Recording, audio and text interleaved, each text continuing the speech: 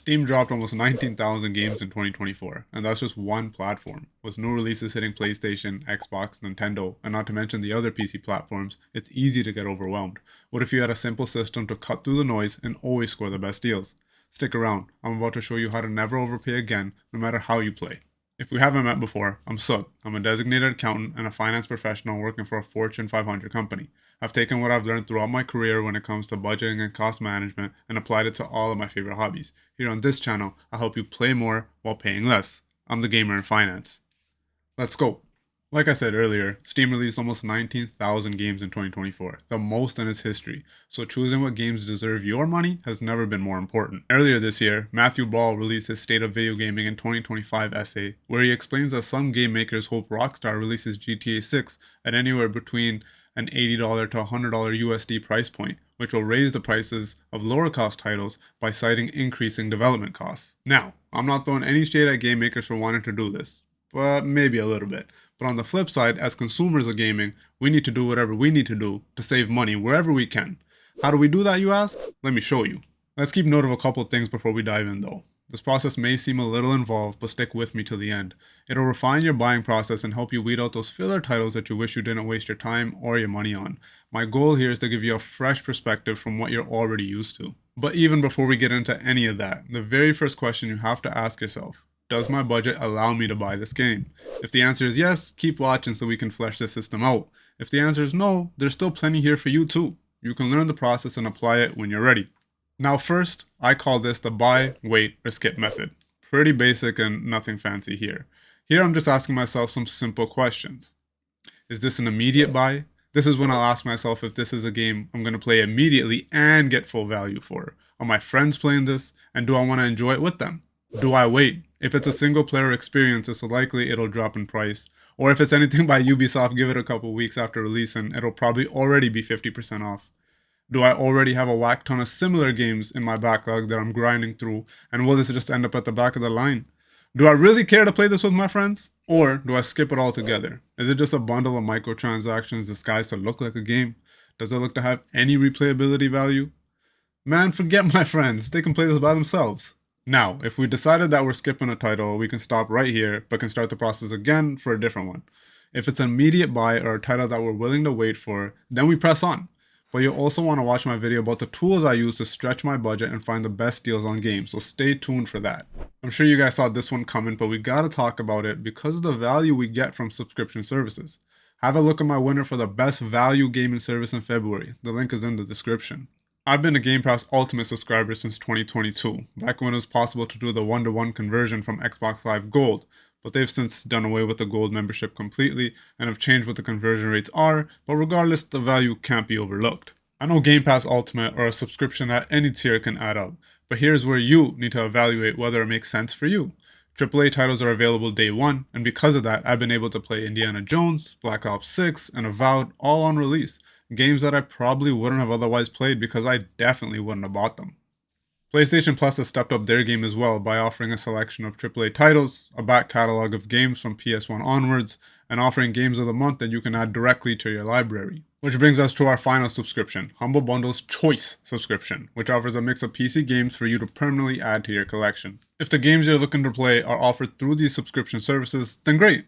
The monthly cost is justified, and there's a rotating catalog of games you can play. You might not even need anything else. And I know what you're gonna say, but Suck, I don't want to pay a monthly subscription fee. I already have 39 other services I pay for and I can't add anymore.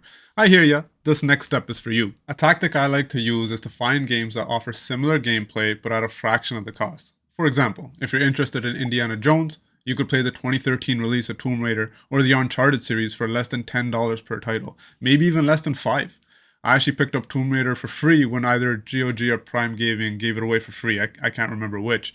And eBay has listings for Uncharted for peanuts. And there's no shortage of gameplay in these great titles. Sure, they don't offer the latest and greatest in graphics or gameplay mechanics, but these games stand the test of time. I actually started playing the original God of War on PS3 and I've been loving it. Picked up the game for $10 at a game convention and I'm sure you can find it even less than that. Diving into indie games is another pivot you can take. Some of the best and most talked about games are from indie developers like Minecraft, Hollow Knight, Palworld, Cuphead, Balatro, which was up for Game of the Year in 2024. These games give you that AAA game experience for a fraction of the cost and provide a bunch of replayability value. I'm sure that no matter your genre of choice, there's an indie game that'll scratch that itch. Finally, free-to-play games. Some of the biggest games we know are full-fledged games getting regular updates and are household names. Right now, everyone's talking about Marvel Rivals, and of course games like Fortnite and Path of Exile 2 once it's out of early access, and you don't even need to pay to play. You can have the full experience without having to spend anything. Now, if you want to level up or buy things within the game, then of course, you can go ahead and do that, but it's not necessary. Which brings me to my next tip: timing your purchases. For PC gaming, Steam has sales every month of the year. They break it out by genre. The biggest sales to look out for though are seasonal: spring, summer, autumn, winter.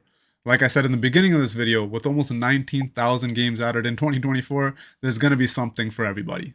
But to make sure you're getting the best deals, you want to look up your game of choice on isthereanydeal.com or gg.deals.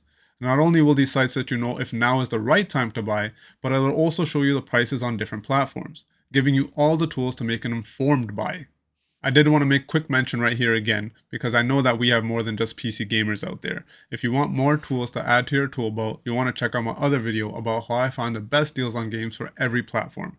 Hit that subscribe button so you can be notified when that video drops. Another quick tip here is to keep an eye on the Game of the Year editions when buying games. These usually include DLCs and a bunch of other content that's not usually included in launch versions. So if that's an option for one of your games, keep that tidbit in mind.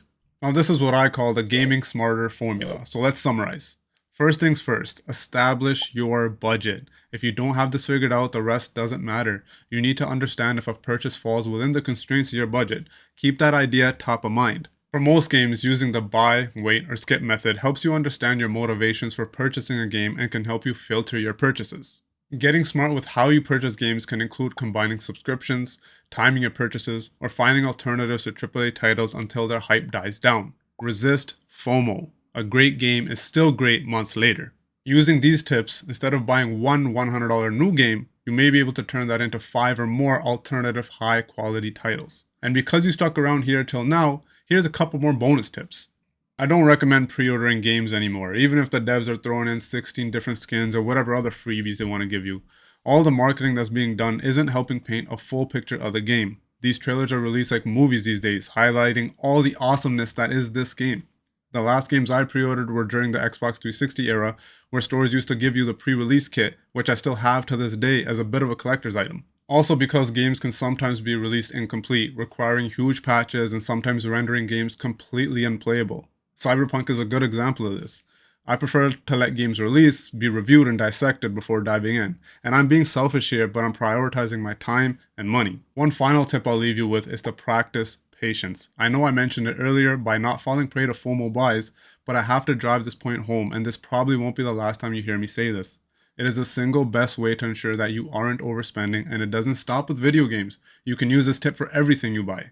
Now it's your turn. Drop a comment below with your favorite deal hunting tip or share some of the best deals you've gotten. If you found this guide useful, hit that like button so we can get the word out to more frugal gamers. If you want to add more tools to your tool belt, stay tuned for my guide where I show you some practical applications of these tips. And remember the goal: play more, pay less. See you on the next one.